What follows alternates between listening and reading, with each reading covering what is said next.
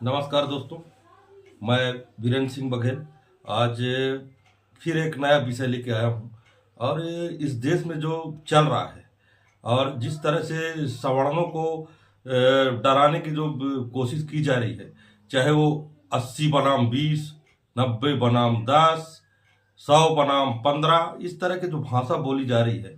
और कोई भी नेता जो अपने आप को नेतागिरी में स्थापित करना चाहता है, वो कभी जंतर मंतर पहुंच जाता है दिल्ली, कभी रामलीला मैदान पहुंचकर वो इस तरह का भाषण देता है कि 80 बनाम 20, इस तरह का भी वो कंचना यादव बोले कि इनको तो सताना चाहिए सवर्णों को।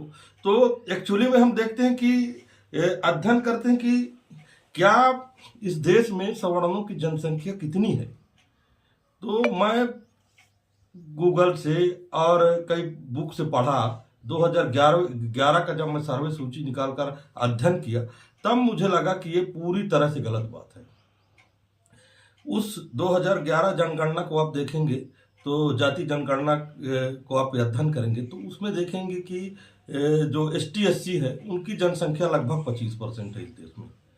और 22 से 25% सवर्णों की जनसंख्या है 2011 की जनगणना के अनुसार। और उसके बाद 50% OBC, और 50% OBC भी नहीं कह सकते आप, क्योंकि उसमें 17-18% जो 2011 के जनगणना के अनुसार मुसलमान समाज भी है।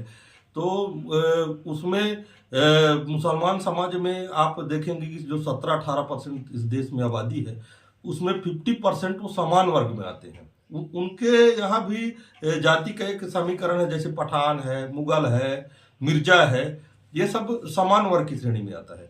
तो अगर आप कुल मिलाकर देखेंगे, और कई राज्यों के जैसे छत्तीसगढ़ में कुर्मी समाज OBC में आता है, वहीं आप महाराष्ट्र चले जाएंगे तो समान वर्ग में आता है। आपका जाट कहीं OBC में आ रहा है, कहीं समान वर्ग में आ रहा है।